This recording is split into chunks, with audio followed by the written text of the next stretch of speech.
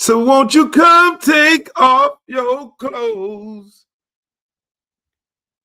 The song don't go like that. So won't you come pick up your clothes? So won't you come pick up your clothes? I have them folded. So won't you come pick up? So won't you come take off your clothes? So won't you come pick up your clothes? That's kind of interesting. Should I do a remix? I think I might need to do a remix of that song. So won't you come take off your clothes? I have them folded. Meet me at the door.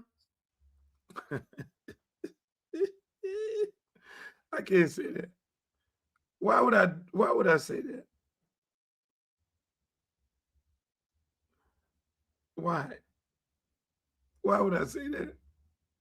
We're live on the Luke Show, ladies and gentlemen. In case you didn't know, I've not been drinking. I don't drink anymore. Some people be thinking some people be like, yo, he drinks.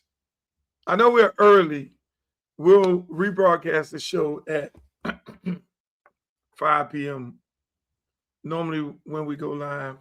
But Junior has a baseball game once again. And his schedule is very important. What's up, bro? His schedule is more important than my schedule, as you can see. Shouts out to the Miami Heat.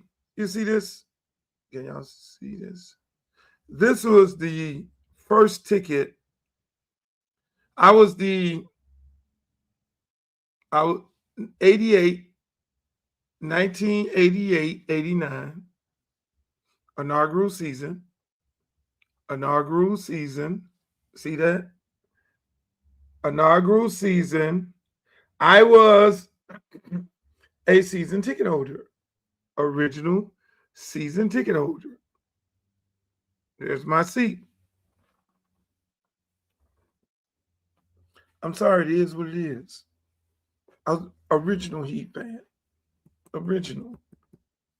I'm sorry. If y'all don't know. I'm still trying to get set up here. As you can see, I'm moving things around. I got all kind of stuff in the background. Here's my microphone. I did not put on my attire today because this is an early edition of the Luke Show. It's going to be a very big show. It's going to be a very big show. See, I was supposed to put this on. I was supposed to put this jacket on. This big coat. Half of this stuff I can't fit because I have lost like 30 pounds. Shouts out to me for losing 30 pounds. Shouts out to Luther for losing 30 pounds. Yes, I lost a lot of weight. Y'all clap it up for me.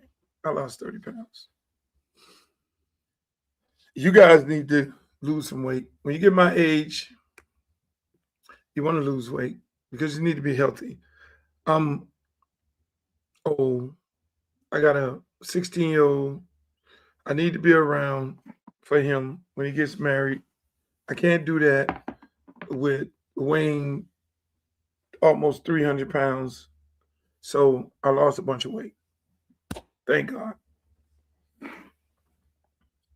I'm starting to show off slow because I wanted to go slow today.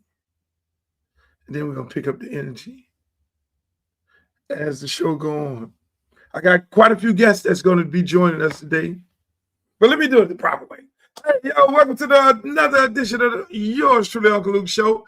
Thank you for being over here on Facebook and everybody over there at Uncle Luke, my fan page on Facebook, over there, Uncle Luke TV on YouTube, on XX. I see y'all over there, Uncle Luke Real One, and everybody else over there at on Twitter, not Twitter, but damn, that's X.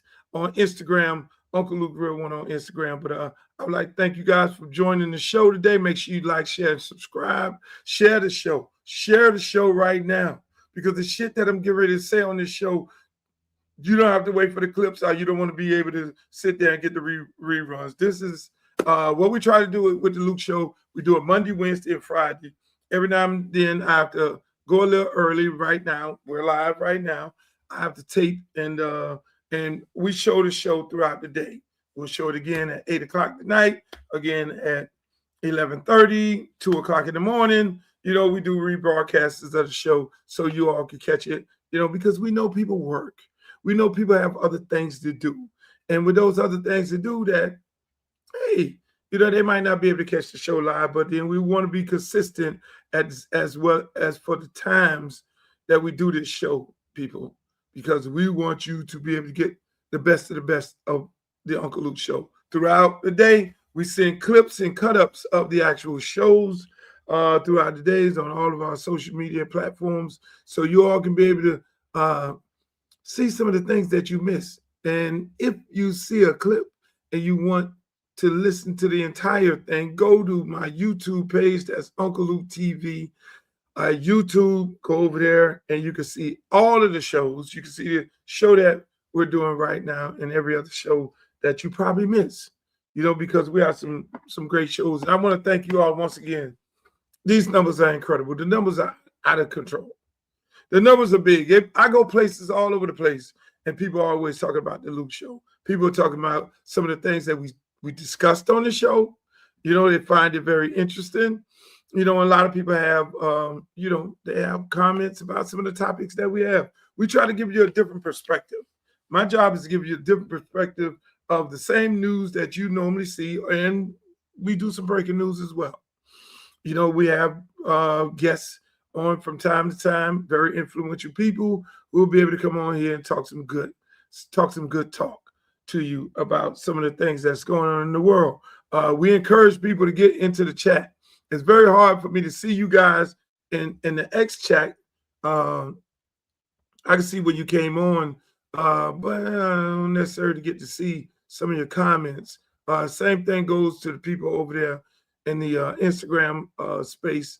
We don't, you know, the best place to go to get in the chat where I can see you, like this young lady right here, Facebook, or like this fella right here, Instagram. Not Instagram, but YouTube. Right now, we always start the show off. Want to know where you're from? Get in the chat. Let me know where you're from. Let me post where you're from. I know y'all from New York City in the building, and I got people from all over the world. So let's go. Let's get in the chat, people. Let me know where you're from. Because in the words of Uncle Al, he always said, "Where you from?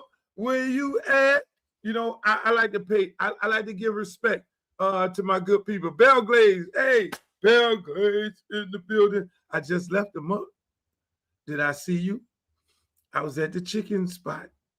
I was at the chicken spot in the month. So if I ain't see you, I'm coming back, no doubt. Shouts out to my man Ricky Jackson. He just hit me up, said, "Man, I just saw you on the highway." No, Rick, you ain't see him on the highway, Rick. I was on the highway yesterday coming from Bell Glaze. I got to keep drinking fluids, people, because I'm still suffering from a little cold. Pembroke Pines in the building. Yep, shouts out to Pembroke Pines. We got Overtown in the building. Hey, Bay Springs in the building. Yo, we got people from all over the country up in here. But yeah, I was in Bell Glaze. See, I'm thinking about running for Congress. And part of, you know, a lot of people like, "Oh, what are you in Bell Glaze for?" You know, I'm on a fact-finding mission. I'm definitely on a fact-finding mission to see whether I want to do this or not. Shouts out to Las Vegas. And Bell Glaze is in the district that I'm getting ready, thinking about E20. So it's Bell Glaze, Pahokee, Bell Glaze, the Muck, Bell Glaze, Pahokee, South Bay, a little bit of South Bay. Then you have River Beach. You have Lauderhill Lakes, Sunrise, Tamarack, all those areas that are in that particular district, along with River Beach. I already said that. And so I'm going around different places because I'm thinking about running. I'm gonna make a decision on the 15th, which is next Sunday, whether I'm running or not. And I'm looking at all these, I'm talking to people. I'm going to talk to people. Not necessarily politicians, but the actual people.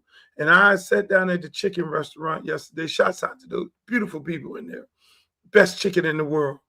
I mean, damn, that chicken is.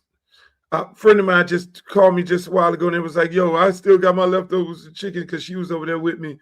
And I'm telling you, best chicken in the world. When you go to Belgrade, Pahokee, in the Muck area, go stop by the chicken restaurant. But yeah, I'm talking to different people. I talked to some people in Sunrise.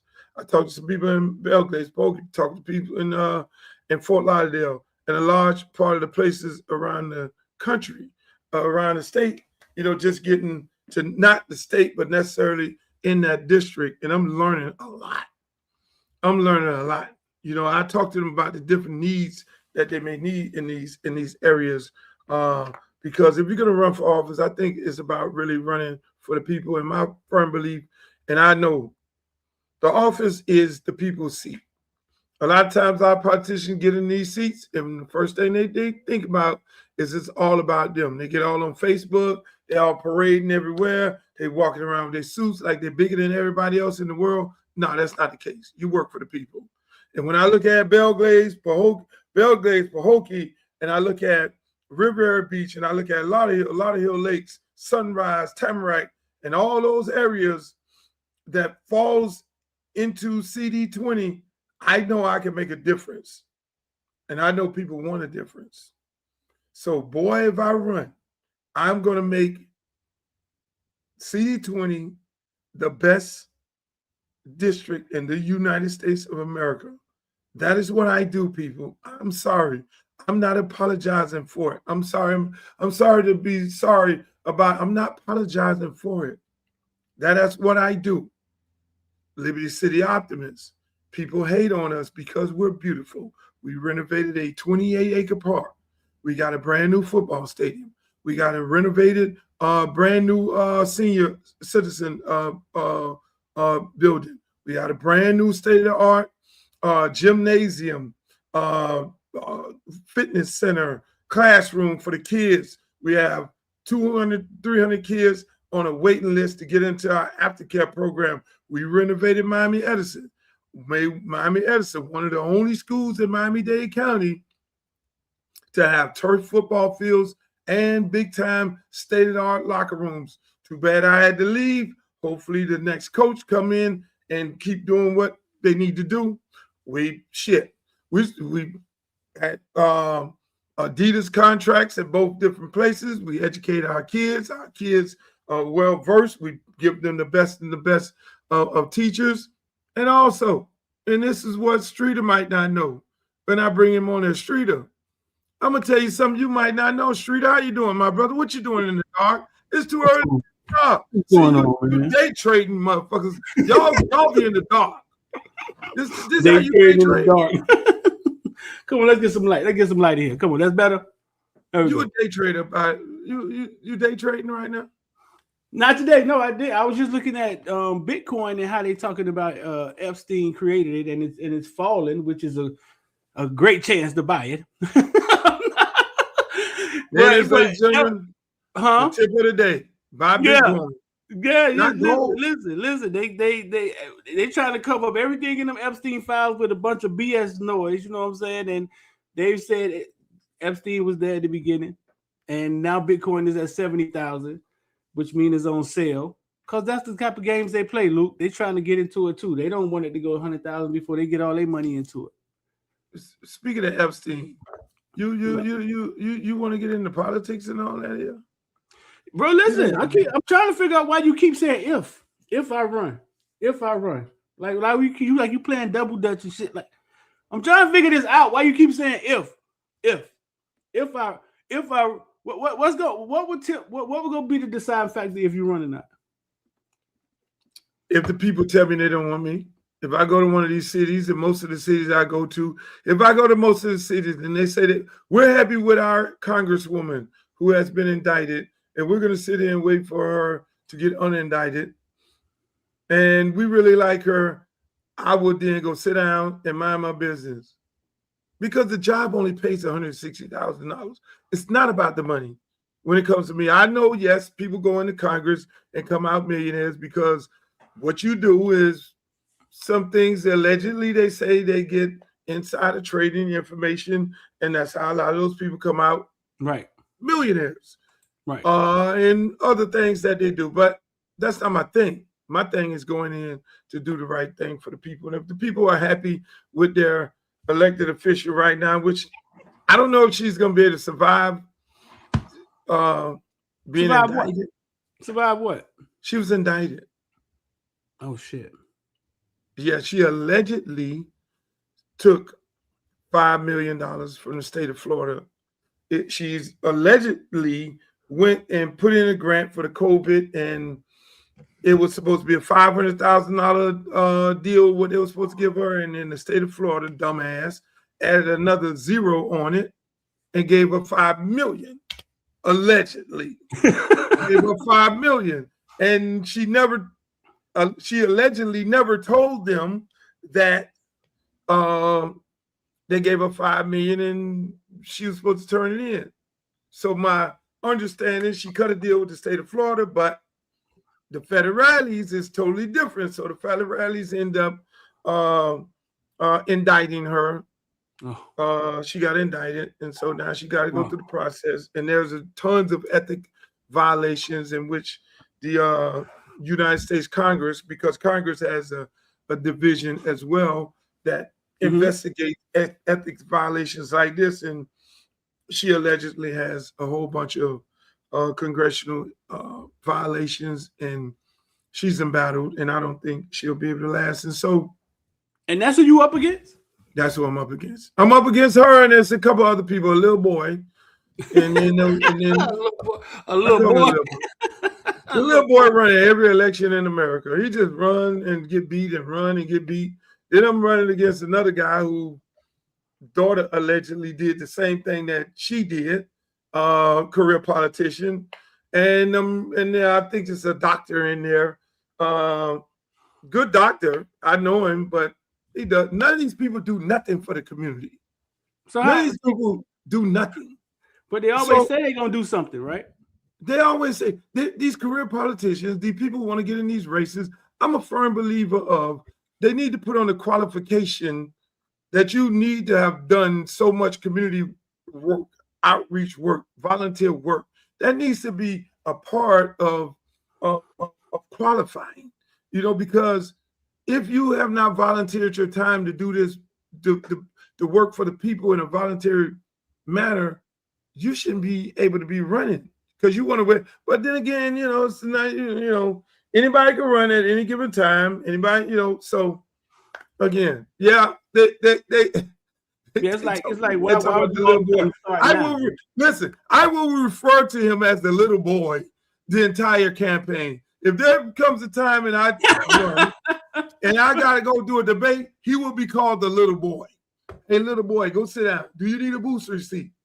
I mean, if anybody ever saw me debate, they might need to go and do their homework. When I ran from there, you travel from city to city regardless. Like you travel from city to city now. I remember you was at Jazz in the Gardens, man. You got off stage and you didn't even say, "All right, street them out." You ran straight to the damn airport to go to another city. When you go to these cities, do these people like you? Like, do you get like? Let me tell you, Streeter. The thing about running for office, the most beautiful part about running for office is you get to go and speak to the people. That is the most beautiful thing. I mean, to hear the concerns of them, because you think it on paper, it looks one way, and then it says, oh, the economic impact, the numbers, some of the things you can do, and some of the things, crime, healthcare, whatever the things you need to try and accomplish and get done in these different areas. But you can look at that on paper. You can get that on ChatGPT. Right. But when you really go out there into the community, it becomes a whole nother movie. You learn things that you never learned, and you have the pulse of it. So it's a beautiful thing when that happens. You know, and speaking of elections, and speaking of somebody who's on the campaign trail, I got a very special guest. I don't even know how I ended up getting her, but something happened. God blessed us right here, Streeter. This lady right here, I'm getting ready to bring on Miss Nixon, Miss Angie Nixon from Duval. She might come on here gloating about beating Northwestern, so we're gonna have to take that. Oh man, we gotta deal with that. We're gonna have to take that. But here she is. There she go. There my girl. You know, shout out to those William Marion Reigns Vikings. I mean, you know. But thank you. Hi, everyone. I'm so happy to be here. Thank you, Miss Nixon. Miss Nixon Streeter. She's running for senator.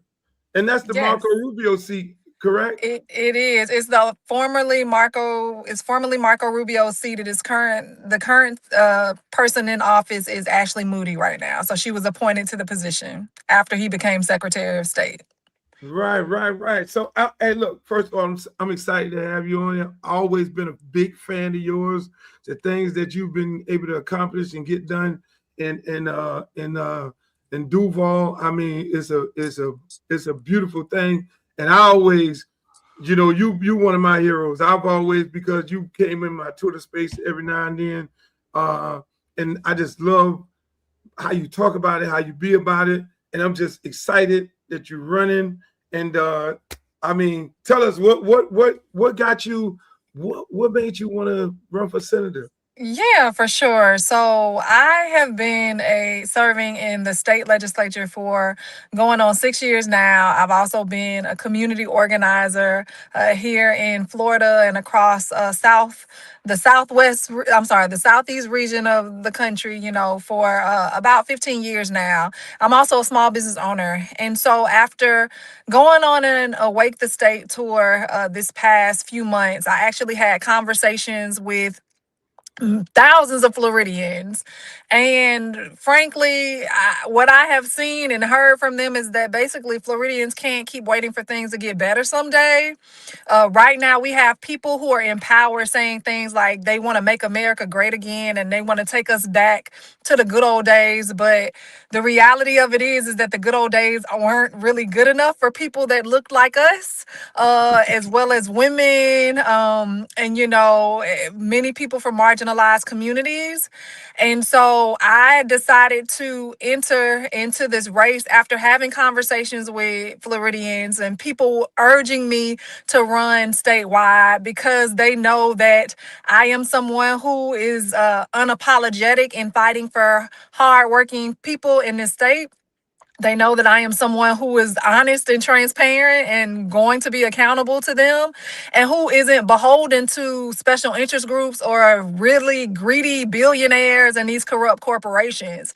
At the end of the day, like, I care about people. I have 5 kids. I know what it's like to walk outside your house and your car is gone because it's been repossessed because you had to decide whether or not you wanted to pay your car note or take your child to the emergency room, right?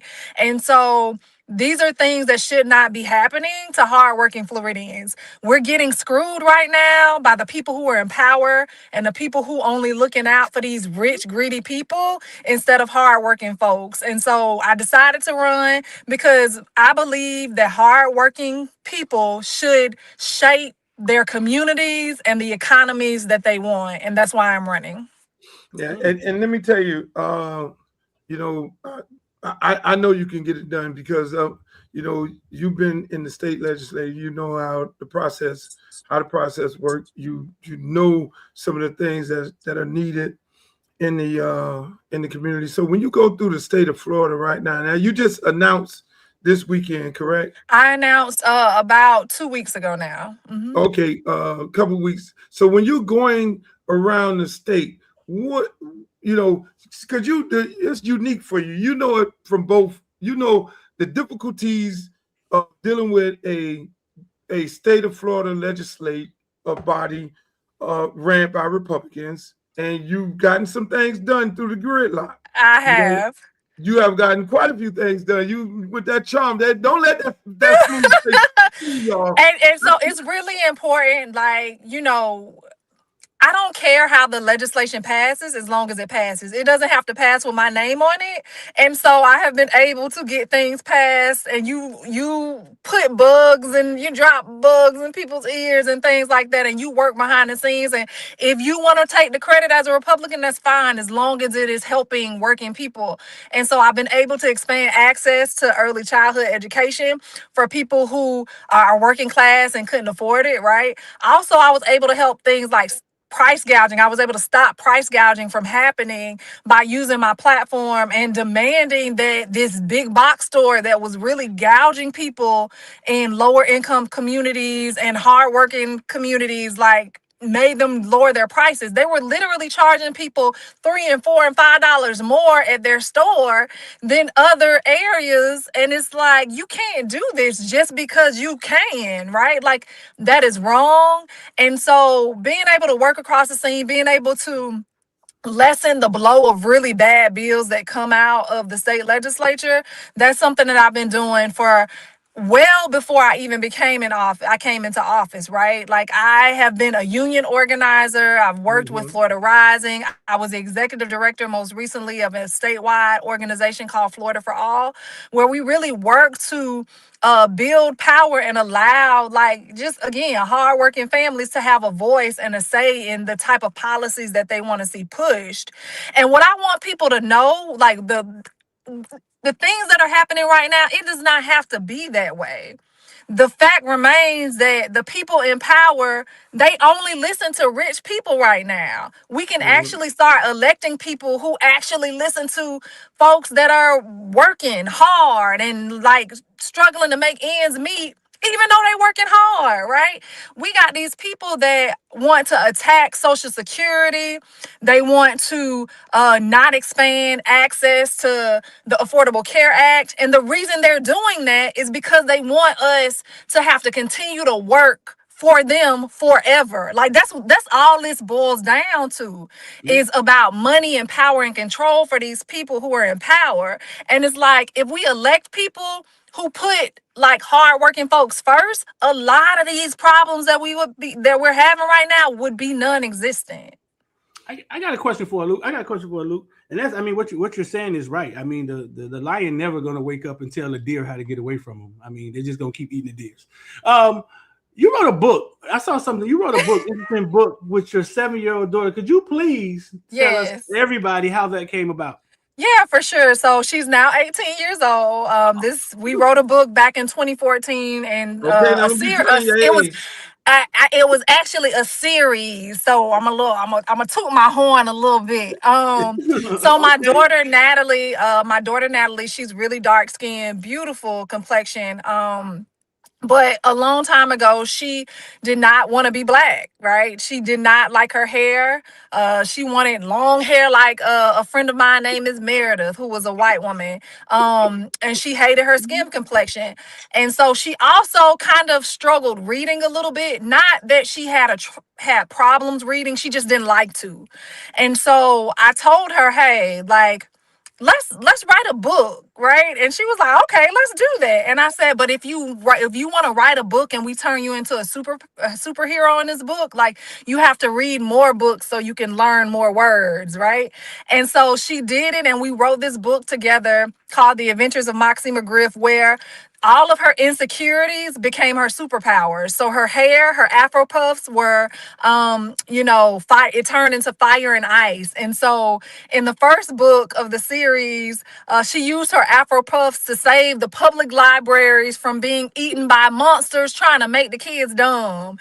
And so because of that book, we actually traveled across the country. We went all the way to Alaska, California, New York, and we really started promoting literacy and things like that. And now my daughter is basically set to become a real life superhero. She's actually in firefighter EMT school to become a firefighter. So I'm super excited about that. How did that book? Hold up, Luke. I got this. You think I don't know about politics? So how did that book? Did it help her self-esteem? Yeah, it definitely did. Because one of the things is when she started, talking about a book, and we had the character and it looked like her, and she saw all these little kids that would come up and be like, oh my gosh, that looks like me, that's so cool. Like, it That's just awesome. really, it really built up her confidence and her self-esteem. And that's one of the reasons also. Like, I opened up a bookstore in Jacksonville as well. They banned books. I opened a book that um taught Black history. Like, we have books on Black history, but we also, the majority of our books, I will say like 90% of our books is just about like Black people, Black protagonists and things like that. So we even have fiction, but it's when you have kids that are coming from a predominantly Black neighborhood to see books that look like them, that are representative of them. Like, we literally carry Boosie Badass's book, like Gucci Mane, Notorious B.I.G., and also like characters, cartoon characters with, the books, and they see themselves and they want to read. Like, a lot of times our children don't want to read some of these books because they can't relate to it.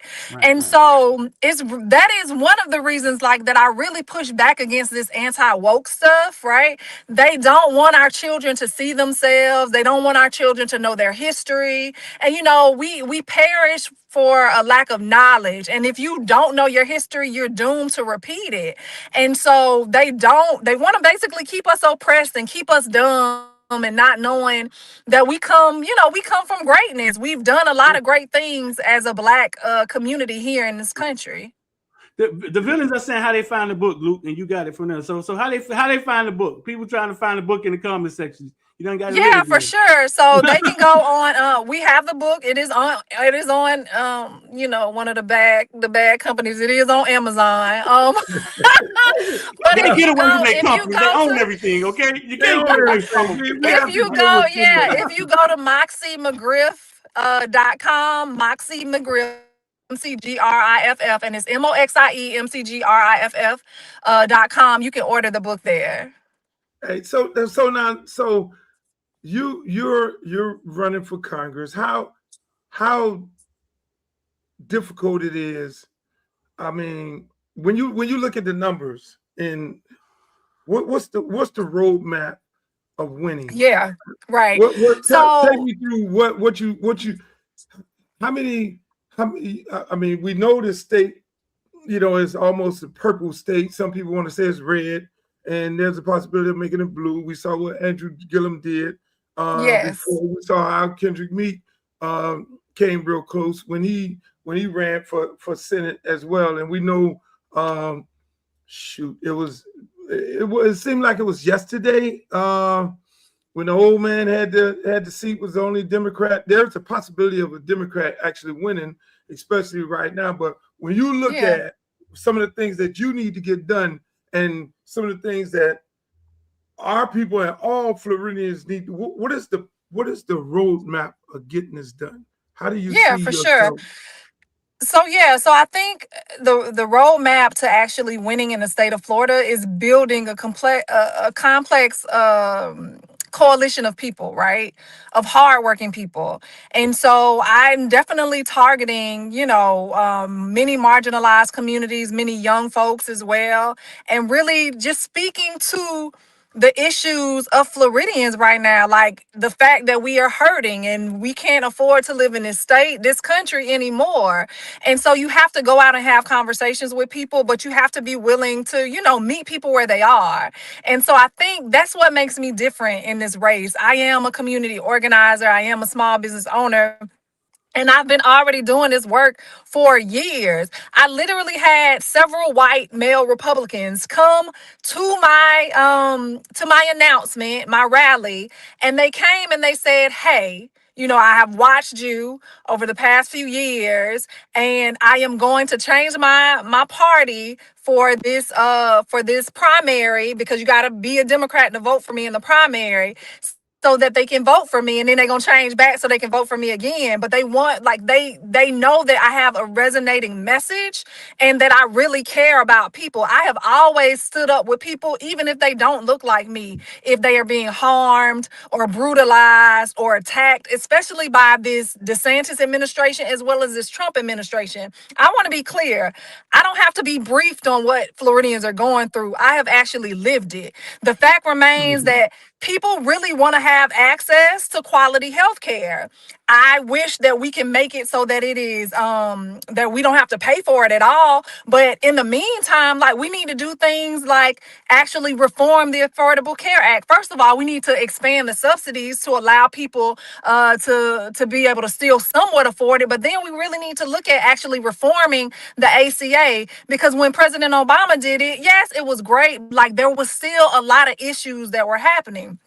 Another thing we need to look at, right, is looking at early childhood education. If you want to put people back to work, right, you, especially like young parents or whatever, they need access to early childhood education. I have a 5-year-old that's in VPK and I got to pay $1,000 a month. Sir, do you know what I could be doing with $1,000 a month? I Like, a know. lot. But I have to pay for my child to go to school. Now, just imagine someone who can't afford that. They're going to keep their child in school. They may not be able to work because of it. And also, their child may be behind because, hell, I struggle trying to make sure I'm keeping up with what I got to teach my 5-year-old. So I can only imagine these other parents who are doing the same. Like, it's a struggle. So if you want your children, if we want our children to start ahead, like, why not just go ahead and allow childhood education to be very low cost so that we can get parents back to work and our kids can start on time and ahead. Not only that, but like, why not expand that out to something like a 2-year college, right? People should be able to go to 2-year college for free. And I also believe if they don't want to go to college, we should pay for them to have a trade so that they could become productive citizens here in our state and our country and really help drive the economy, right? So these are some really, really easy common sense solutions that could actually just help us as Floridians and as Americans actually improve our quality of life. But we have to elect people who are going to look out for hardworking people and not these billionaires who, like, are some of our neighbors now, because you got Jeff Bezos here, who's able to throw a $50 million wedding. But Jeff Bezos does not want to pay his people over $20 an hour. He doesn't want his workers to be able to go on more than two breaks, right? Like, what does that say about us as a country if we are allowing these people who continually exploit hardworking people to actually drive policies? I'm here in the state of Florida. I had to argue last week. These mofos, they want to cut the minimum wage back to it. It's going up to $15 an hour in the state of Florida by October. This was a citizen-led initiative that we put it on the ballot as citizens here in the state. We voted on it back in 2018 to raise the minimum wage to $15 an hour. These mofos here in my building, my colleagues, said, oh no, you know what? How about we create these more opportunities where these work-based jobs where people are learning and training, and we can pay them $7.25 an hour up to 9 months so they can learn a new skill. Excuse me? That sounds like exploitation to me. And like I told him last week, that is the biggest amount of gaslighting I have ever seen come up out of there. You are basically setting people up to get jobs at $7.25 up to 9 months, and then they gonna get fired. And Yeah, also, you we in a already right to know. work state. We are in a Yeah. right to work state. Nothing is stopping these companies from firing all these people and rehiring them at $7.25. Oh, but they say, oh, but they gotta sign off on it if they want to get hired. If you don't have any other way to go, any other jobs to apply to, and they only $7.25, of course you gonna sign that. And so this is what these legislators are doing, and it's time we do something different, and it's time you vote for Angie Nixon for United States It Senate. is. Vote for Angie Nixon. Hey, look here. Throughout this campaign, you got to definitely stop by and holler at us and tell us all the new things and all the beautiful things. And what's the website where people can go and look? Yes, for sure. So everyone should go to AngieNixon.com, AngieIenixon. Follow me on social media, Angie4FL, Angie for Florida. Please, y'all, I need your donations. Like, I need your donations. Recurring dollars are great. I literally have someone paying, they're donating $1 a month because that's all they have. I know some of y'all got way more than $1 a month to donate to me. We need donations to spread the word, to get the word out there, to let people know that we deserve something different in our country. And I look forward to continually fighting for you all like I fought here in Florida to actually take that to DC. Okay. Thank you, Angie. Thank you for coming back. Thank you. Shrita, I didn't know you were politically savvy. Right. Listen, man, that's what I do, man. You're showing me that you're that's what I do, man. You're a little versatile. I got a couple more questions for her, but I know you put the politics, that's your area. Yeah, I'll be running into these I'm trying to be right. I'm trying to be politically right because I'll be on a schedule and try to stay on the schedule. I know I was messing with you on the show the other day. I was like, Shrita want me to be on there all day. But unfortunately, I have a 16-year-old that likes me to Uber him around. He gets in the back of the car, so I had to bring him the food out, take him here. He got all these cars around here, but he won't get in his own car. So I guess they call that spoil. Speaking of politics, it was something that triggered me. I saw you did a post. Yeah. I don't know if you have it where you talked about the Mr. Beast. Mr. Beast, what if I don't know what it was? What if he put some money into? What if I took $100 million? I mean, talk about that. What if I took $100 million and put it in ECU, East Carolina University? Mr. Beast, if you don't know, Mr. Beast became a YouTube star, one of the biggest YouTube accounts ever created. Then he went on into game shows. Chocolate he created. He's a billionaire at this point. He's a billionaire. But he came out and said, what if I took $100 million and put it into the ECU program? Now, Luke, my question to you is this. He said this on his Instagram page, right? Would he have said this and posted this if there wasn't anything to it? No, it's already in motion. It's already in motion. Social media and these guys, a large part of it, like we're doing right now, we live, it's organic, we talking, we having good dialogue, but a large part of everything is already set up. Like this show is set up. Everything is what Ms. Nixon is talking about running our campaign is all set up. And so when you put something out there like that and you have the money to be able to get that done, he's just creating the interest, the vibe.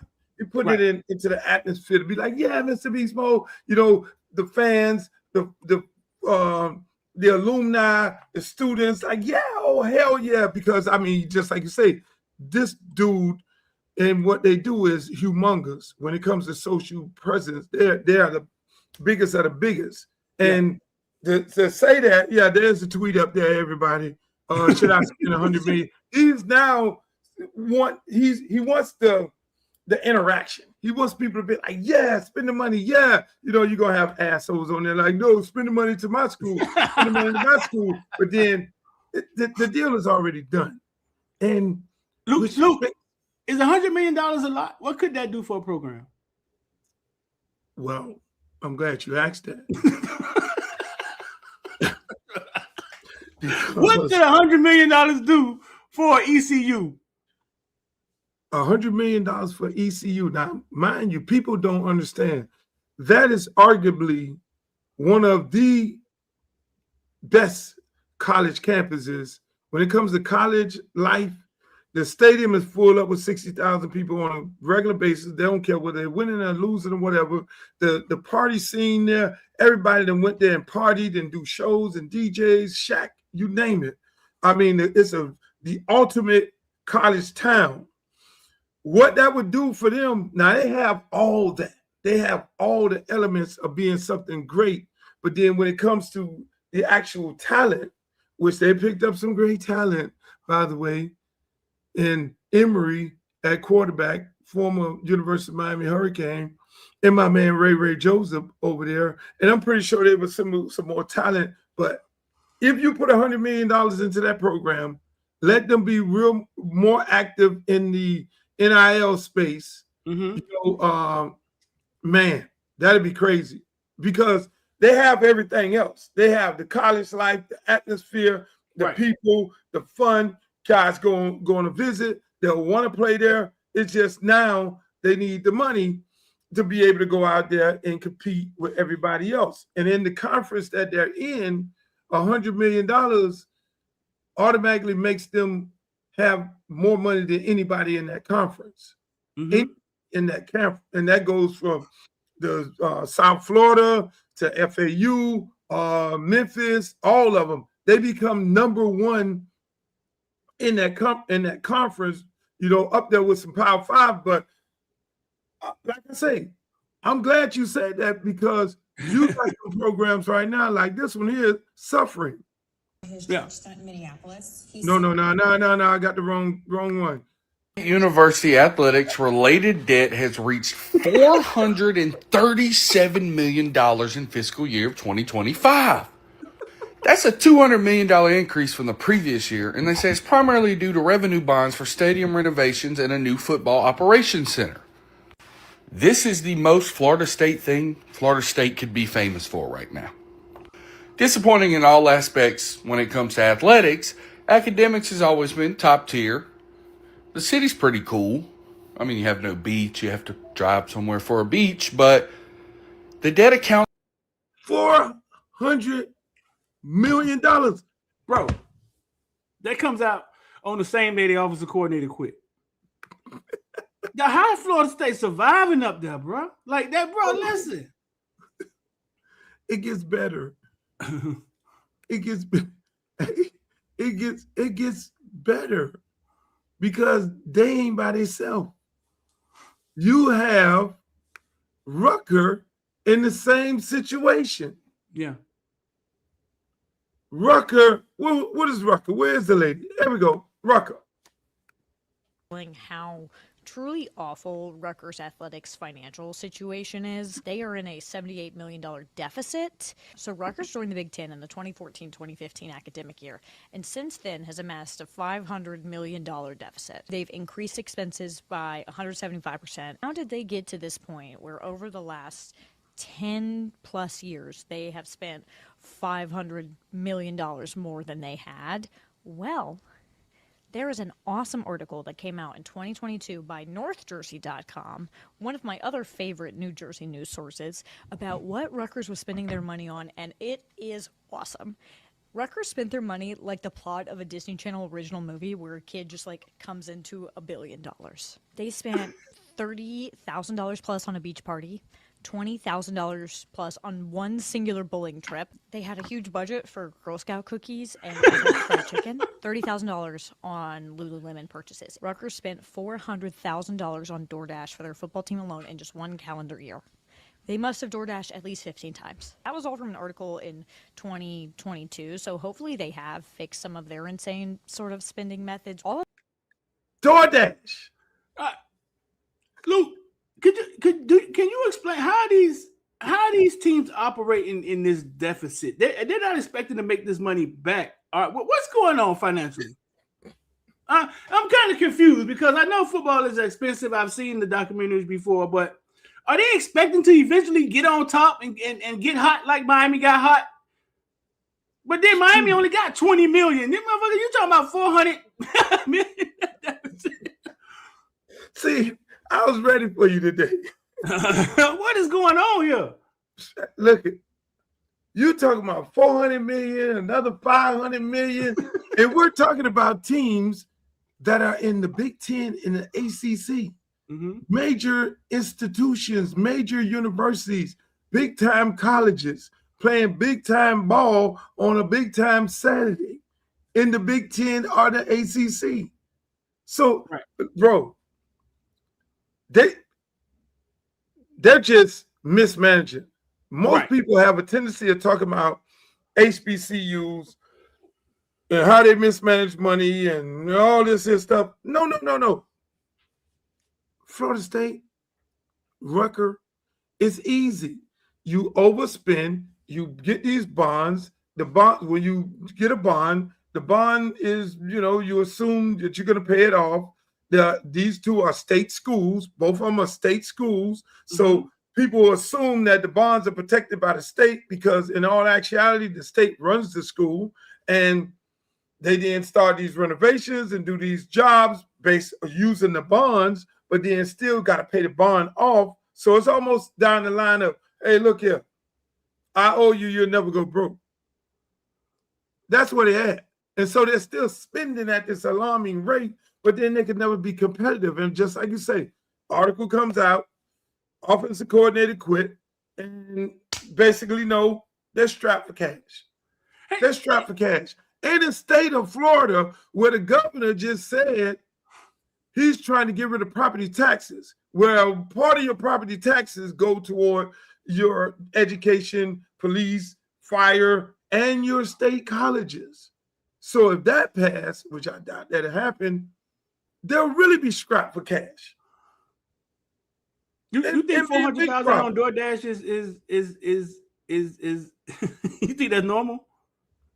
Streeter. Let me tell you something. I had to get myself controlled on the DoorDash too. I looked at my credit card and was like, this shit say $2,000 a month DoorDash, and I'm a chef. I was like, hold the fuck on this. I told my son, I said, hey, homeboy, this DoorDash shit gotta stop. We gotta fucking put DoorDash on the motherfucking timeout. I had to put these people just spent $400,000 on DoorDash. What? Hold on. I'm trying to make this make sense. You got chefs and shit in these colleges. You go to all these colleges, they got chefs, they got smorgasbord. Caterers that basically Miami got caterers that basically they're there. They're just there. Exactly. So what the fuck are you spending money on DoorDash? When they do the investigation a little deeper, I guarantee you the DoorDash driver probably was the girlfriend of a coach on the staff, and they kept calling this motherfucking freak up, and she was getting the money that way. There's always some schemes in this shit, Street. But that's a lot of money, and a lot of these universities are upside down. So I ask you that you ask the question, will $100 million do real well at a program like a ECU? Shit. They'll fucking give you the Rutgers and Florida State. They'll give Mr. Beast Mode the whole goddamn lay of the land for $100 million. Them motherfuckers put Beast Mode on the stadium. They can go and put it in the middle. They can get rid of the horse and have Beast Mode flying out there on the goddamn horse and throw the Seminole Indian in the garbage. These people are desperate for money. I know, and Mr. Beast gonna create the content too. See, that's the other side of it. Like, it won't be just the money. He's going to create the content, the marketing to go along with it, to go along with you actually watching ECU turn into something. It will be very valuable for ECU. Just valuable for college football. So I think that's very interesting, especially for our boy Ray Ray, man. I hope this happens for Lil Ray. Hey, look, let me tell you, I told my son, I want to see Emory win too, bro. I told my son, I say, hey, Streeter just posted something about Mr. Beast Mode going over there with Ray them and being the big sponsors over there. Would you come go to the game? He say, hell yeah. Well, he got fucking shit. Well, I can't say that, but no, hey, he was like, oh yeah, just like you say, the following that these guys have, they tell you. I mean, I've literally went to places that I'm like, how did you know about this place? How did you know about this donut place? And it's all pushed through Beast Mode.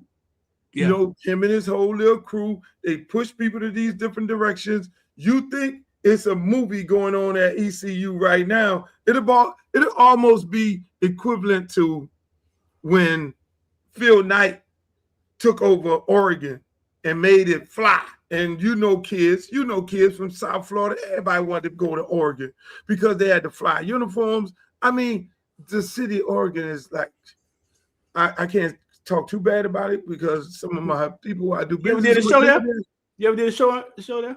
No, not at all. It's not like one of the best places. Like the man said, there ain't no beaches and all that shit over there. It's in the bushes. But my God. No, listen, Luke, I used to interview kids, and they would say they top 3 schools is Oregon, Ohio State, and I would be like, do you know what Oregon at? And none of them knew what Oregon was. Not even a clue.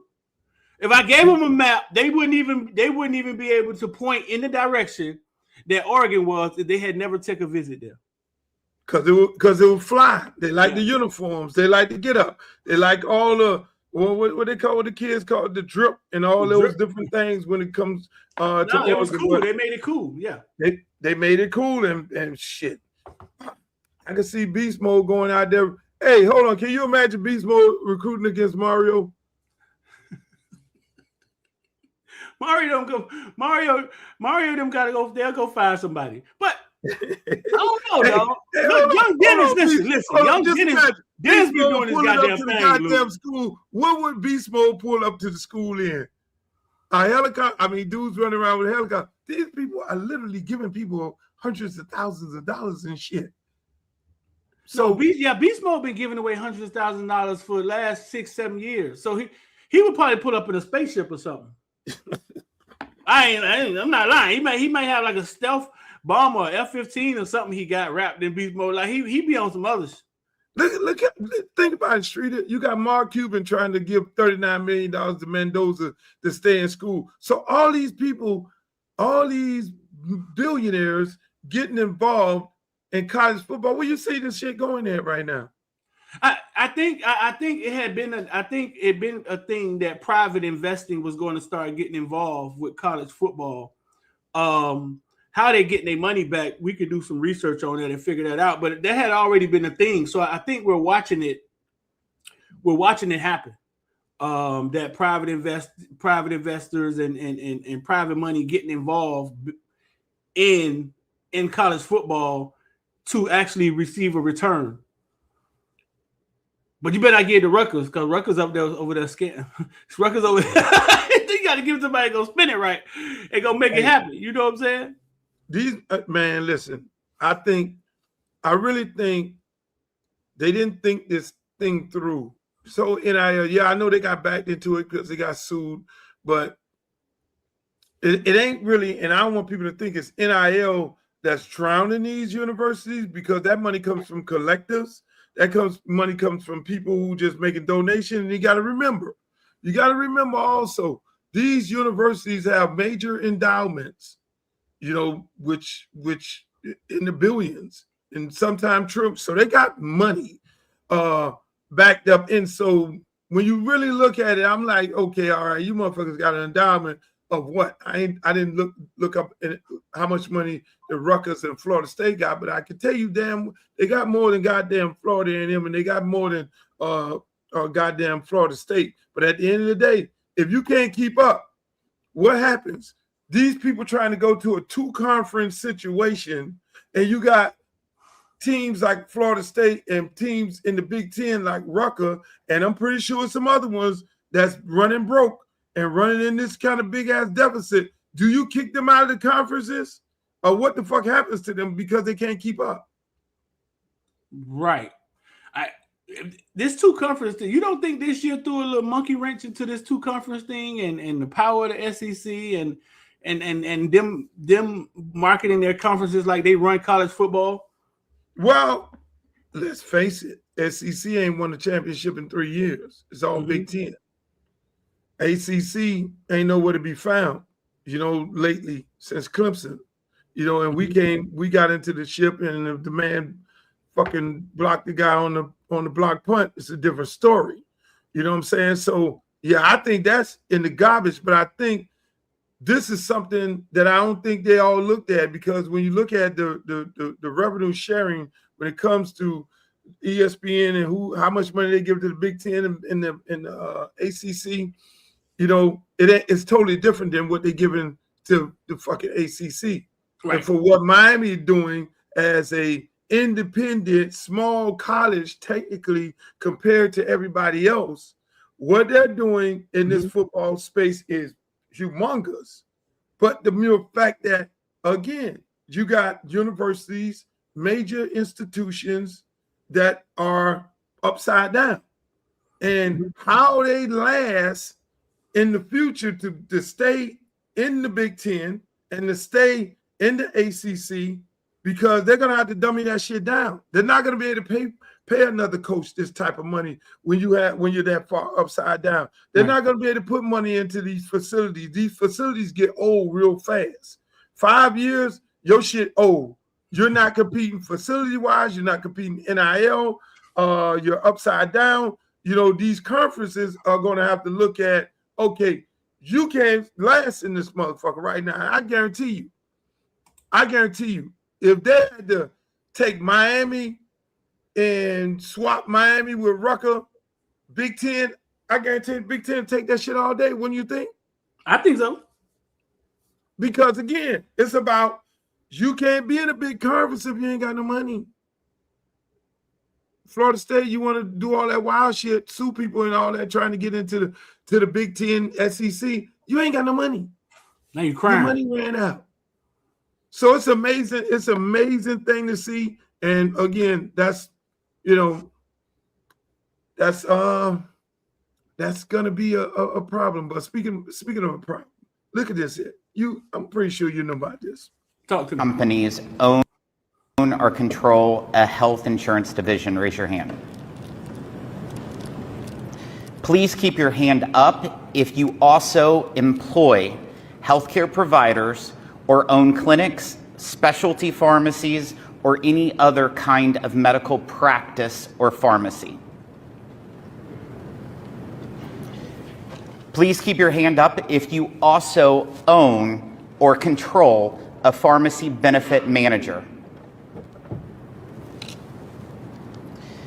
And please keep your hand up if you lead a publicly traded company at which you have a legal responsibility to maximize shareholder value. So we've established on the record that the largest health insurance companies are not just insurers. They are also medical providers and pharmacies, diagnosing and deciding treatment for patients. They are also PBMs, another form of middlemen managing drug benefits. They are increasingly controlling every aspect of our healthcare system. How in the fuck? And they talk about insider trading. They talk about insider trading. They talk about calling somebody, talking about, hey, bro, did you see what he just explained? Insider trading. We're fucked. Yeah, bro. Hey, so it's everything. Hey, you're the People doctor. don't do nothing fair. Like, y'all always want to be right and legally and be fair, and you got to do that by the book. They figure out leverage in everything, and they just push it that way. Hey, I know that will get you roused up. Man, don't do this today, man. What? These motherfuckers is the doctors. They the pharmacists. They the insurers. It's like they fucking. I mean, they pay. I pay the doctor. The doctor prescribes some medicine for me. They own the hospitals. They own all aspects of it. We're. He didn't even have to ask the last question about the trading and about them being invested. He didn't even have to ask that, bro. Listen, they at every end of the spectrum. They're not fair. They're not even trying to play fair. They're just trying to set up building blocks and put things in place to where they get control. The whole movie, every aspect of your healthcare is controlled by these people. Your insurance, your doctor, and then you can go to the goddamn to the doctor, to the urgent care, and they'll ask you, the first thing they ask you, what kind of insurance you got? And then they'll tell you, no, that insurance don't work here. Now you know why your insurance don't work. Because you need to be a part of a network. Now you understand what the fucking network is. The network is you need to have the insurance that's going to pay. Your insurance got to be a part of the network that controls the entire healthcare system. So mother go to tell you, oh, you fucked up, like, oh, it's I had to show you that. I got my villain Chris down here, man. Say it sounds like a monopoly to me, but what Thank my you. No, you know, it's a fucking monopoly. It is a monopoly. This shit, I say, hold on. I say, yeah, Streeter coming on. I got to show Streeter this shit. It's all legal, Luke. It's all legal? It's all legal. It's totally fucking legal. So what is a scam? so what is a scam? We think, listen, man, that's why they say it's the difference between hood rich and they rich. When you control the entire fucking healthcare system, and then you go to think about, everybody go, okay, well, why did the head guy get unalived? You know what I'm saying? Yeah. These people, so you just automatically be like, why did they just unalive him walking down the street of New York? And then you go to thinking, well, it's got to be something to this for them to do that. And there are people who study these type of things on a regular basis and get really upset about it. It's almost like how we do football, where we have disagreements about football. These people having disagreements about the healthcare system that they done monopolize, saying to themselves, this is fucked up. And then somebody get themselves worked up, and then I'm going to go do something about it. You know?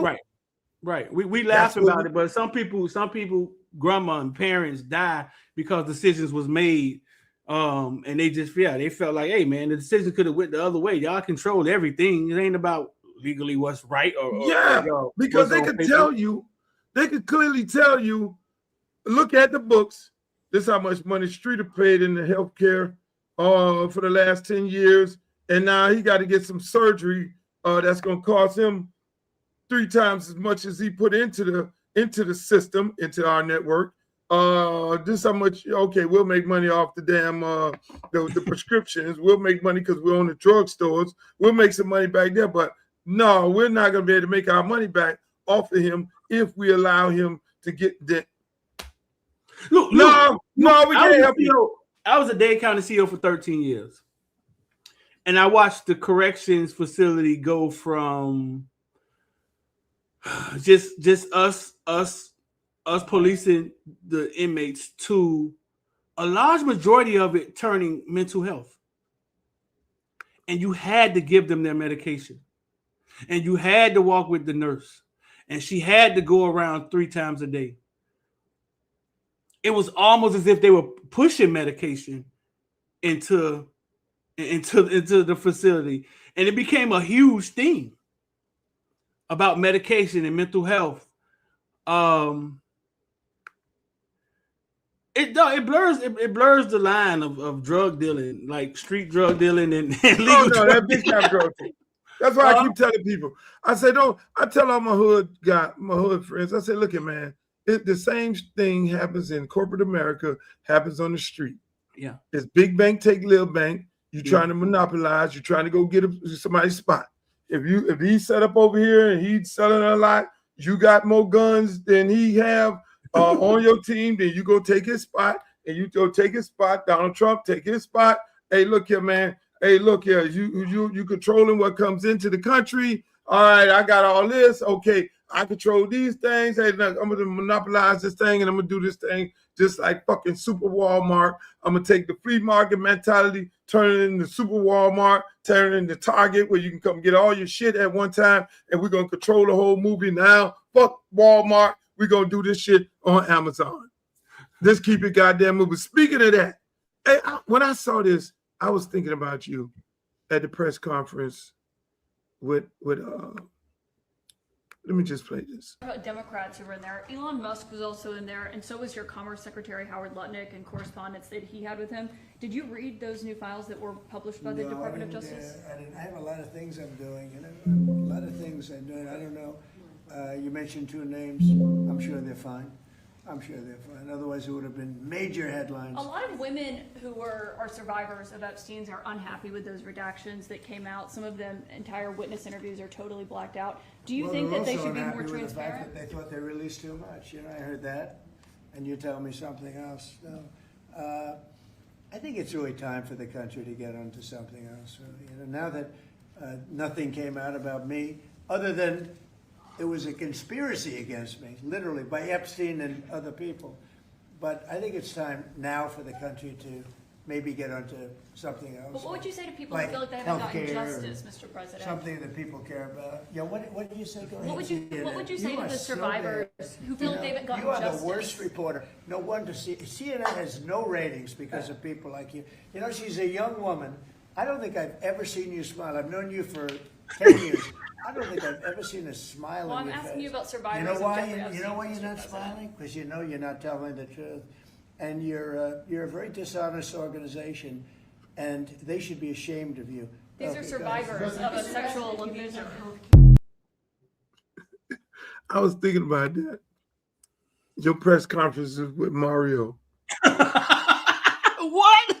How did you blend the two?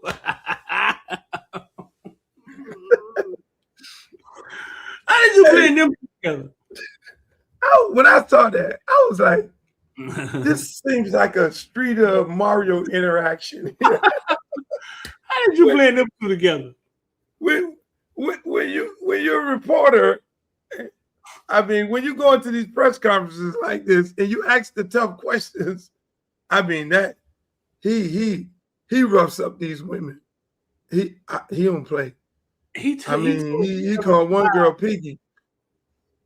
Trump, wow. But I just thought, I just wanted you to feel like you wasn't alone. Let's see if they have her back. Let's see if they come to her aid, and let's see if they have her back. No, that was a big thing online. Nobody came to her aid. They was like, all these reporters just let him abuse her. She knew that when she asked about these Epstein files, she been covering this man for the longest. Trump then went off on every reporter. He done went off on her numerous amount of times. This just new right now. This just brand new right here. But he don't. Why nobody talks about the bullying? Why nobody talks about the bullying? The bullying is huge in our schools. It was a big bullying movement. Nobody talks about him bullying people. It's the right for those reporters to be there and ask him questions. That's why they're there, for the people to ask questions to people like him. Nobody talks about how he bullies people. Why? That's a good question, because he's the president of the United States. He sets the standards, and if the standards is bullying is approved in an executive order, I mean, shit. Then what is his name? Bill Clinton set the standards against him head in your office, but then people start getting sued. Him and Monica Lewinsky allegedly gave him, but he bullies. He called one lady Miss Piggy on the airport. I mean, this motherfucker ain't entertaining now. He funny now. He funny as fuck.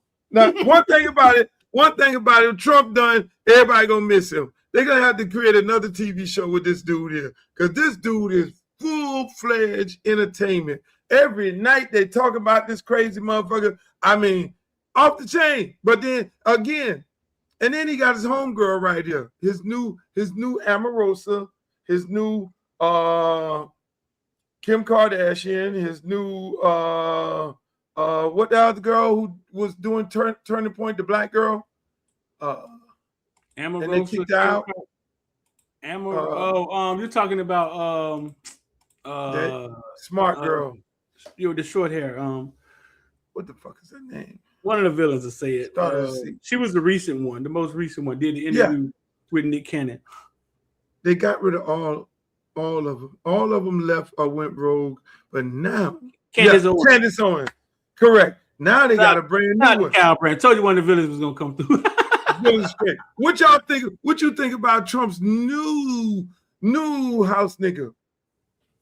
Over his church stunt in Minneapolis, he's since called you racist, unhinged, homophobic, and out of your depth. Anything you'd like to say to Don Lemon? Sucker, stop.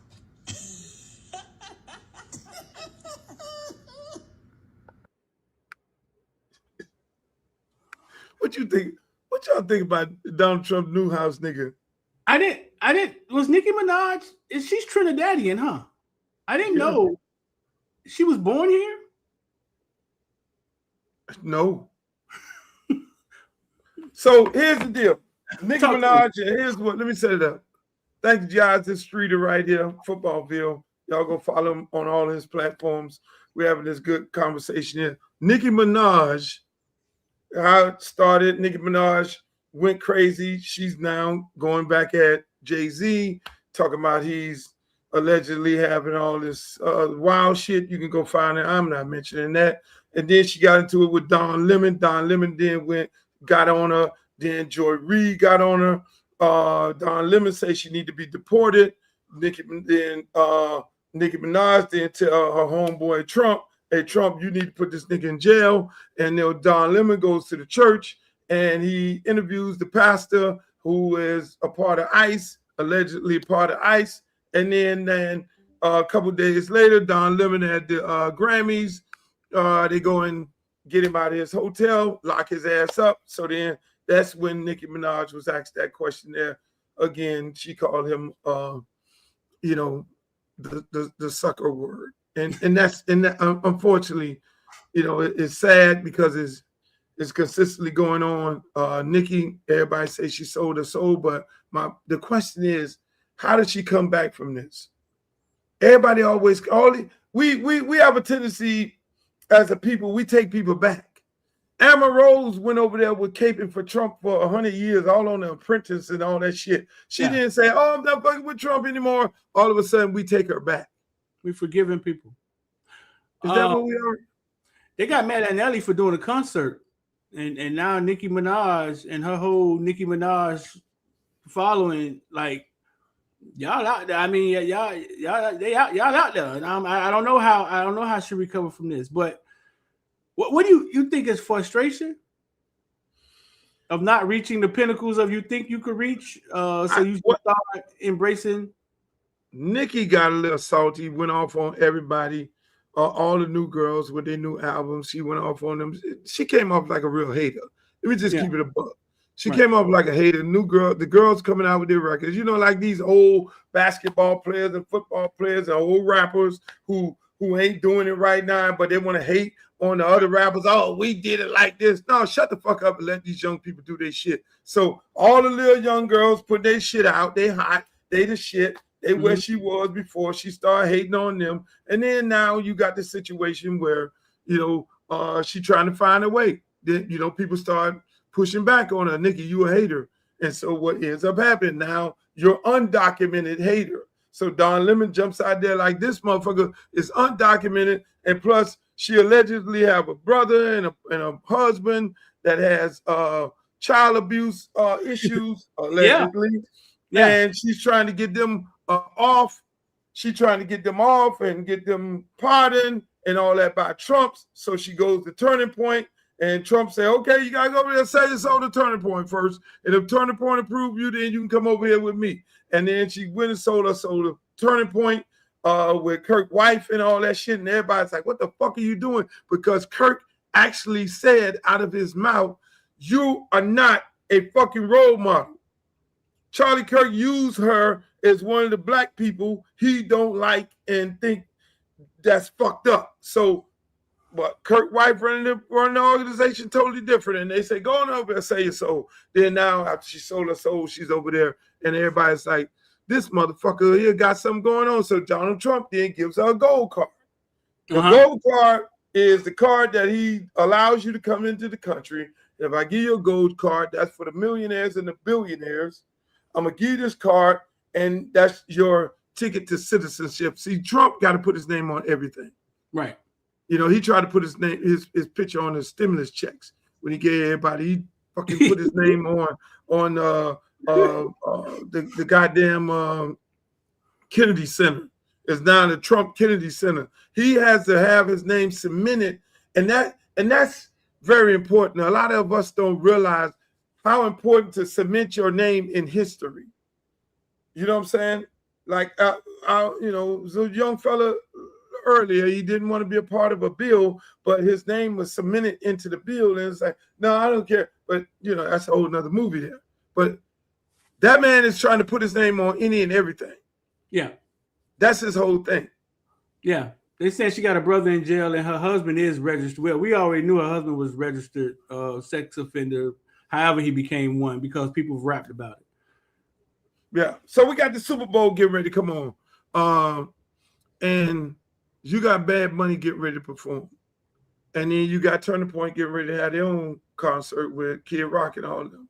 They got a redneck concert, a Republican concert at the same time as a Super Bowl concert going on.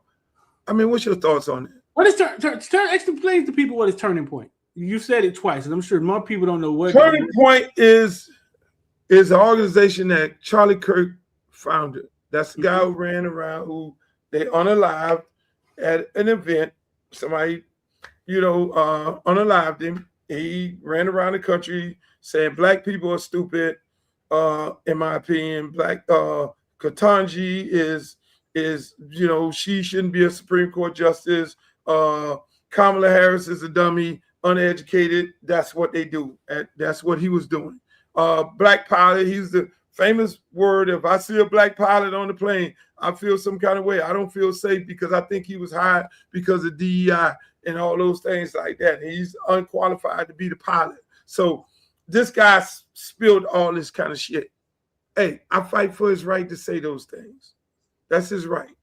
You know what I'm saying? But the bad things he said about black people and Nicki Minaj, it makes no sense for her to then sign up. It's like the new version, in my opinion, of the Ku Klux Klan. The younger, newer version of it all. Because they spill the same hate toward African Americans, and we're the enemy, and everybody else is the enemy. So for her to go cape for them people right now, a lot of people have a problem with that. But then again, you had Kanye West over there, like you say, Kim Kardashian over there, you had Amber Rose over there, Lil Wayne. I think they all went for their own personal reason. Kodak Black, he went over there and got his pardon. And so these people go over there, and to be honest with you, black people don't give a fuck. Black people ain't nobody canceling nobody. I don't see none of the people went over there and got canceled. Trump talked more shit and sent more Mexicans back than any other president in America. And Kanye West sitting up in there talking about, I love you, Trump, got the red hat on and all that shit. He goes to Mexico over the weekend and sell out 2 concerts. Make that make sense? No, we only cancel each other when in our own little community. In the hood. Yeah. Fuck that shit. I don't like that nigga Luke. Right. Man, fuck that nigga Luke. Man, fuck Streeter, man. Man, I'm all this here. Yeah, we cancel each other locally in the hood, unfortunately. Streeter, who you got in the Super Bowl?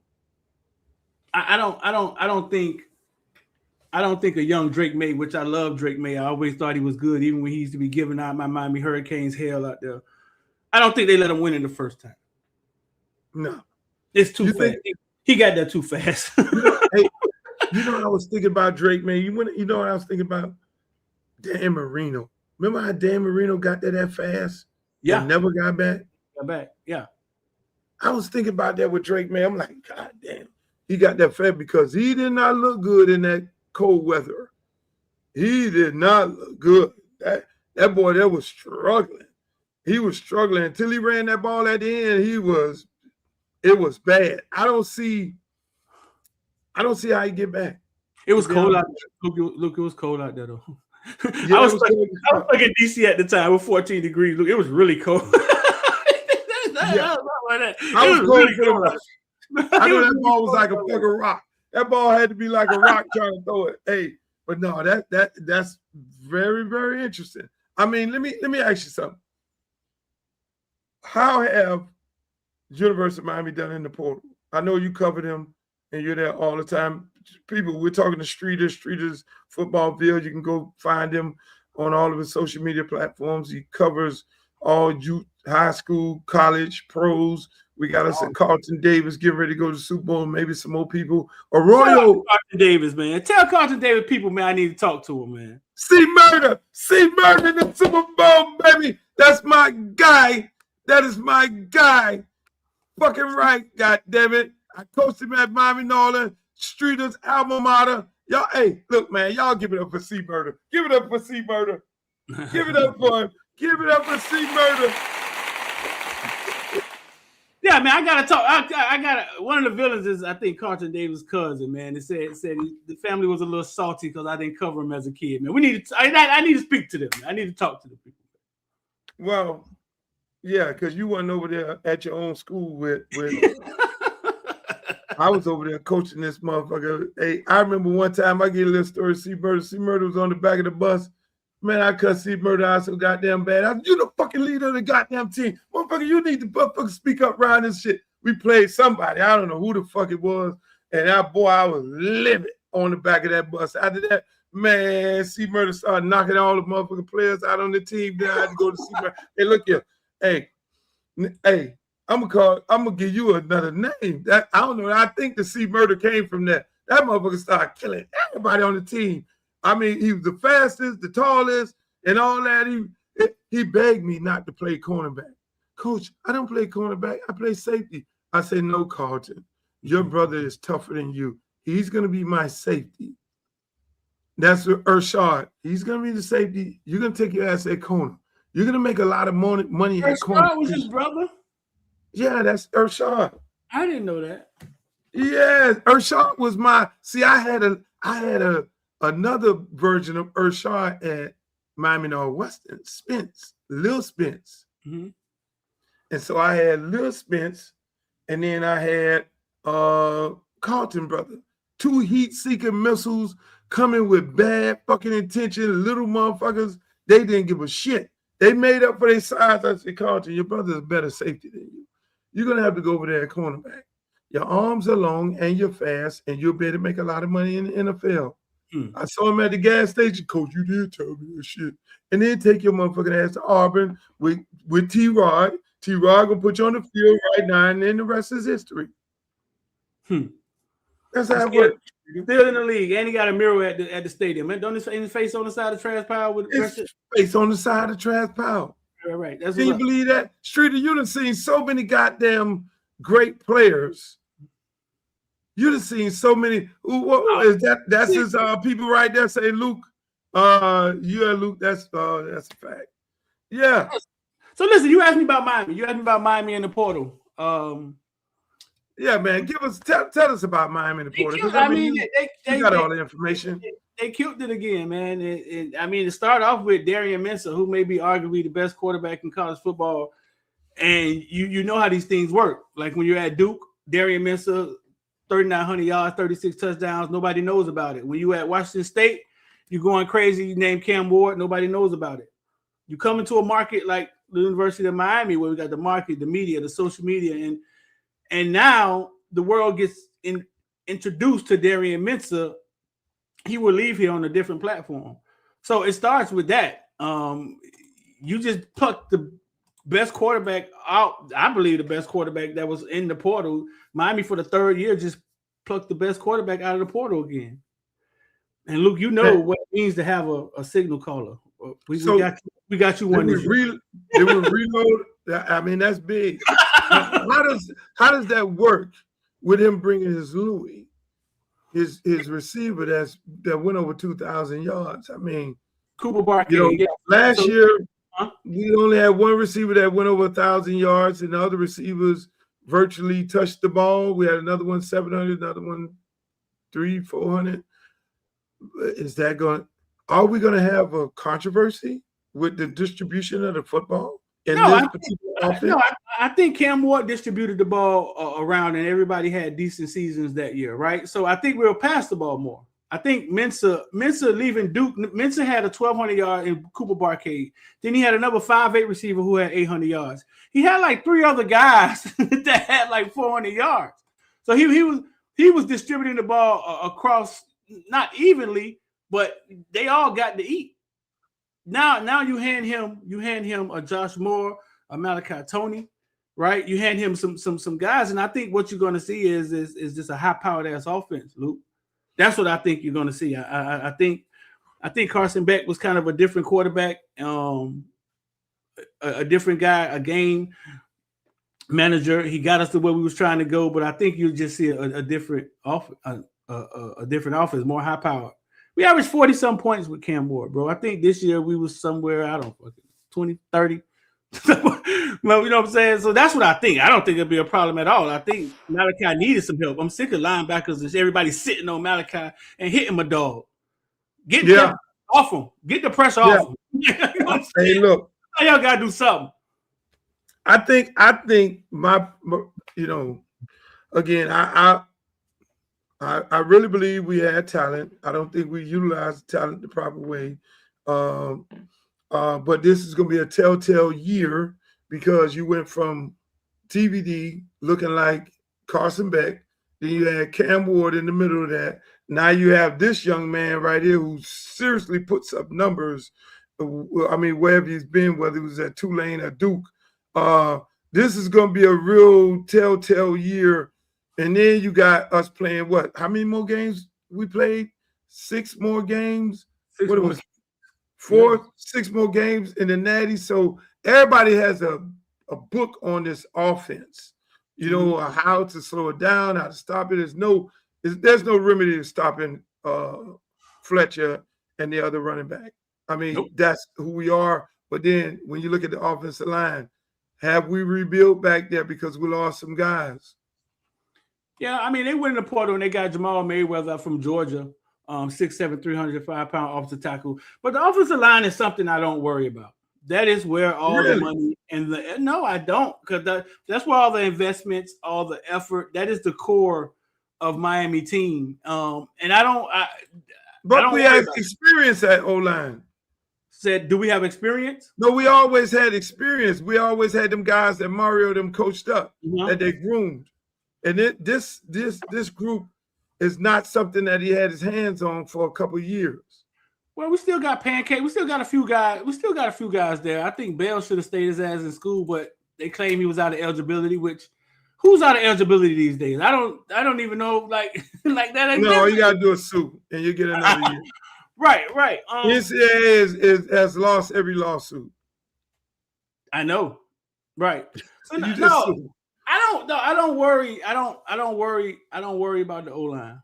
I don't. That is where the money goes. That's what they invest in. They're not going to like Bird said, we got Samson, McCoy, Rodriguez. Like that's not what they're not going to let the offensive line fail.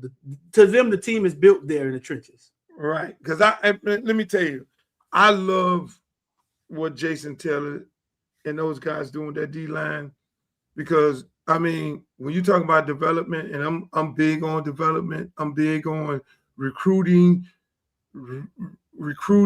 developing, retaining, getting drafted. That's my definition of whether or not you're a great coach or not, whether people want to get offended or get upset about it. And what Jason Taylor, them doing at that D-line, I mean, you saw fucking Lightfoot came in and get a sack. You see what he did with Baines. He had his hand on Baines from day one. And Messidor, I mean, I heard a story where he told Messidor, lose 20 pounds, get back on the edge, get your shit going. What he did with 99, Blunt. And see, I don't know. Let me tell you, I'm a guy that don't know names. My philosophy is make a name for yourself. I'll then find out what your name is, and I'll call you by your name. Other than that, I'm gonna call you a fucking number. You know what I'm saying? Because you ain't got no name. And to be able to, let me ask you think we're gonna be able to keep Jason Taylor another year after the shit that he's doing? I remember I once asked him, did he eventually want to be a head coach? And he just looked at me and said, man, everything I do, I want to go to the top. I want to be the best at it. I don't know how long you get to keep him, but every offseason we hear he's interviewing for NFL jobs. I've watched Jason Taylor coach since he coached the Davie Broncos. I used to see Jason Taylor on Wednesday night. That's what people don't realize. I tell people he went the same route as Prime. That man coached Little League. Yeah. That man coached Little League to high school to college. Bro, He just put his jacket on and ran out there talking Wednesday nights, Jason Taylor used to be at PPO Park and knock down, drag out, goddamn PPO Park. That's 3,000 people out there, and he was coaching Little League. So I think there's some gratification in him coaching kids. The NFL doesn't always provide that. I think the gratification. I think, and this I can ask him this year when we get to talk to him. But I think there's gratification in him getting to teach. So I got a name for you, Luke. Since you say names, this Miami also got out the portal. Damon Wilson, edge rusher, 6'5", 250 pounds, coming over here with 9 sacks. He was a 4-star from Missouri. Yes. So hold on. I really envision Blunt at one end, Lightfoot at the other end. So you telling me Blunt go? No, make way for Damon Wilson. We're gonna keep Blunt inside. Make way. Listen, this Damon, go watch this film. Edge rusher. Lightfoot and this kid Damon Wilson is fast. Lightfoot is. That's what they still like. 4.645 or something crazy. Hey, look here. Hey. The fuckers over there at goddamn Missouri robbed us and we robbed their ass. You goddamn right. You got your best player. You think you slick. Shouts out to one of the coaches over there. What his name is? I got a brain freeze. Over at Missouri. He used to be at Miami. Coached at Central. Close at Florida State also. Yeah. Oh shit, I forget his name. Don't worry about it. We don't need to tell nobody's name. He might want to call somebody up. But yeah, man. Hey, Streeter. That's a beautiful thing, man. I got to get off of this thing because I got to go get a little man his food. He got let me tell you something. Baseball. He got a baseball game tonight. Baseball don't do pregame meals. I was asking my son, y'all got a game, y'all don't do pregame meals? He's like, no. And then I started thinking about it. I was like, shit, these boys play 2-3 games a week. They can't do no pregame meal. So yeah. I'm the pregame meal. I'm still doing pregame meal. I got to go take him this pregame meal to feed him, get his food, and get himself together, get ready for his game tonight. They got one more preseason game, then they start the regular season. Every time we're on the phone, you at Chick-fil-A. I think I know the damn order by heart. It's like no, I'm not going to Chick-fil-A. My Chick-fil-A is under renovation. I know, right? A number one and a cookie. A number one and a cookie. Yep. Hey, a number one Sun Joy and a cookie, and you better have my cookie. My cookie better be soft, because Chick-fil-A will fuck you on the cookies. They will give you an old ass, hard ass cookie. It be feeling like this here. Oh, hard ass cookie from look. So I tell them, look, I want my shit fresh and hot. I will go sit out there in the cook. Best cookie in the world, but when that motherfucker hard, you don't want it. You do not want it at all, man. But that's my show. We're gonna come back on Friday. Hey man, y'all follow my good friend Streeter right here, all his channels, Footballville, YouTube, Footballville, Instagram, Footballville, Twitter, Footballville, X, Footballville, everywhere. You follow him. He got the goods on all the good shit. And I love them captions. Streeter is the guy that's like on the ESPN thing where it said, what have I told you?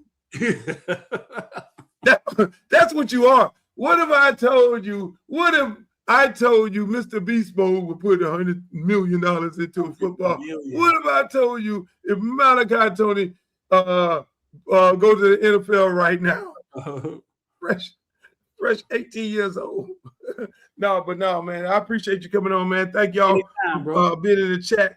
Hey, shouts out to the villains. Hey, if you want to be a villain, how can you be a villain? Because a lot of people always ask me that. You can text me right now, 786-405-9499. Send me a text, or the link is in the description of the Twitter. The link is in the description of the YouTube, man. Just text us villains, and you can become a villain, a member, man. They was in there for 10 hours in the Discord yesterday, Luke. Really? I didn't get. I feel some kind of way. I didn't get my link. I haven't gotten a link lately to come in to talk with the villains. I guess they don't want to talk to me because I'm, everybody. You know, every time you go off on Beard, I got to give you a week to cool off. Every time you go off on Beard, I got to give a buffer. I had more ammunition. I had to stop. I had to stop off Beard. Hey, I was like, no, don't do it. I got all this fuck. I'm like, you motherfuckers want to fuck with me, bro? Talking about Beard? I will compare him to LSU, UCLA, USC, fucking Georgia, all these receivers, and how many in the last 4 years, and how many got drafted, and the numbers this year. I say no. Go get your son, man. Go get your son. Yeah, I wasn't doing that. I'm not bothered with Beard. I love Beard. Leave him alone. Coach Beard, I love you. And what the other dude named? Kamani McClain up in Broward. What the dude named? The DB? Kamani McClain? Asante Samuels? Asante. Yeah. Asante Samuels, straight from Ghana. I love you too. Kamani McClain? Why do I Asante Samuels? Asante, why the fuck I got his name? Hey, Cal, man, tell Cal you love him too. Look at Cal chiming in from Broward too. Here's another. Cal, I love Cal. Hey, Cal, listen, man, Cal. I'm gonna need them votes if I run, Cal. I'm gonna need Lauderhill Lakes. I'm gonna need Sunrise. I'm gonna need Tamarack. I'm gonna need all y'all from Broward to vote for your boy Uncle Luke. If I got them and run, I'm gonna let y'all know the 15th. So goddamn it, let's mount up. Hey, Luke, Kyle said they're gonna jump you, bro. Broward coming to get you. You better. Broward is not killed. No, they love me in Broward. Shit, I was just in Broward the other day. Hey, I got them gangsters over there, bro. I fought them guys. Hey, that's it. Sab Joseph over there. Stealing our goddamn player. Sab over there. I know you over there, Sab. Hey, man, but that's Cam Kitchens. That's Cam Kitchens' dad right there, Marvin Chapman. Cam Kitchen, Dad. What's up, Kitchen? Yeah. I coach the little brother. I said, Kitchen, bring your ass out. Come on, Kitchen. I want to talk to you, Coach Luke. Hey, I love the Kitchen, man. Hey, man, I got my DB. He going to FAMU today. Just signed up. Shit. They just called me and see. Let me tell you. And I'm going to leave on this one. Good coaches is never the end. You got to keep working, getting these kids in college. And one of my DBs, man, his mom on the phone crying today. Billy Rose, shouts out to Billy Rose. They called me up and said, man, we want Mike, DB Mike. You know Mike, the fast guy. It's Mike. Yeah, Mike going to FAMU, man, today. Mike signed it. They just emailed me his paperwork to sign. I got to go get it. You got another year in high school? Didn't they give him another year? Yeah. I had to fight to get another year. See, that's when you have a coach that fight for you. And no longer, Coach Luke is no longer here to fight for anybody. Let me go feed my boy. For him. I was right there. You did fight for him. You was right there in the paint. Mike got another year and shit. God bless him. The other boy thought he didn't have another year. He got 2 years. Yeah. But shit. Hey, that's when you down with the mob. That's when we work together. We're going to continue doing that. Thank you, Streeter, for being on here today, man. Hey, everybody else, I love y'all. Peace, love, and the words of Walter Cronkite. May the good news be yours. Make the booty go, make the booty go, make the booty go, make the booty go, make the booty go, make the booty go, pop, pop, make the booty go, pop, pop. I need some bad girls. I'm gonna let y'all hear my new song. I need some bad girls. Come on, baby. Come on, right here. You and you. Come on with that, your fine ass.